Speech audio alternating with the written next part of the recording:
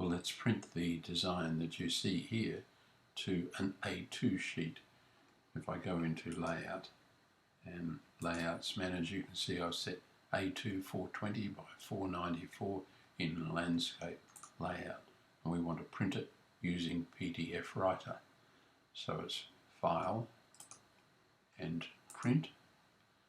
We do need to change the resolution because 300 by 300 is not going to give us a really nice result.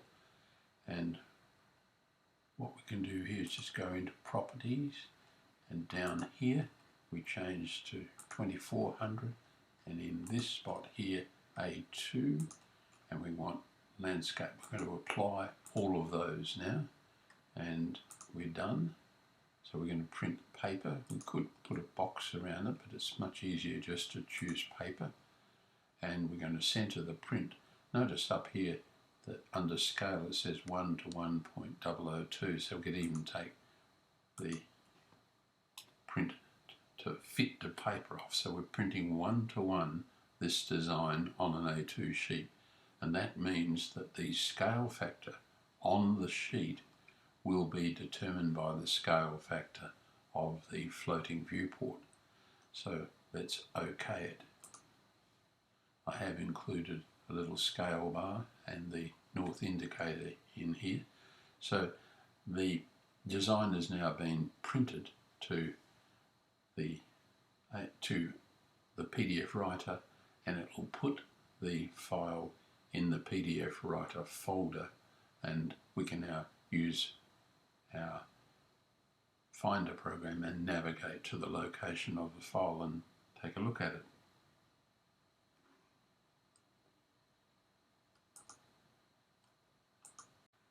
So I return to I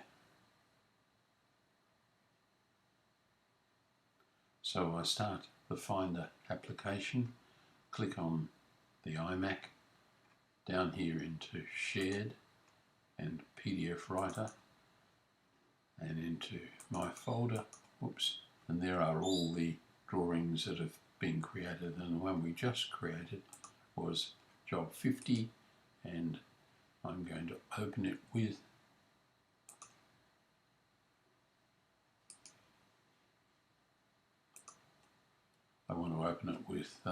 Acrobat Reader, and although it's got the symbol up, it's not finding it with a right click. We'll just try firing it, and it works very nicely. So let me step out. So here's our design, and let's rotate our view clockwise, and I'm very happy with that as a high resolution plot. If we wanted finer line weight, we could do that again, and we could set the default line weight to a smaller value, and I'll go back into gCADPlus and try that in a moment for you.